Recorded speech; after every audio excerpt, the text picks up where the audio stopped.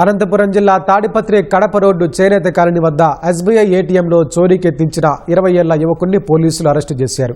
ఏటీఎంలో చోరీకి పాల్పడుతున్నట్లు Mumbai security office నుంచి ఫోన్ వచ్చిందని రూరల్ సీఐ శివగంగాధర్ రెడ్డి తెలిపారు. వెంటనే సిబ్బందితో ఘటనా స్థలానికి చేరుకోగా నిందితుడు పరారయ్యేందుకు ప్రయత్నించాడని, అతన్ని వెంబడించి పట్టుకున్నామని చెప్పారు.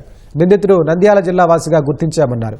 అతను బెట్టింగ్లకు అలవాటు పడి అప్పులు చేశాడని, సులభంగా డబ్బు సంపాదించాలనే ఆలోచనతో ఏటీఎంలో చోరీకి యత్నించాడని వివరించారు.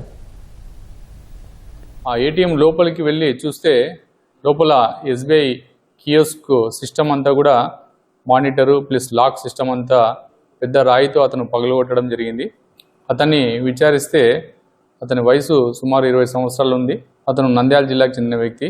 అతను ఆన్లైన్ గేమ్స్కి అలవాటు పడి డబ్బులంతా పోగొట్టుకోవడం వల్ల వాళ్ళ తండ్రి దండించాడనే ఉద్దేశంతో అతను ఇంట్లో నుంచి పారిపోయి వచ్చి డబ్బులు సులభంగా సంపాదించాలనే విషయంలో అతను ఎస్బీఐ ఏటీఎంని ధ్వంసం చేసి డబ్బులు దొంగతనం చేసే ప్రయత్నం చేశాడు.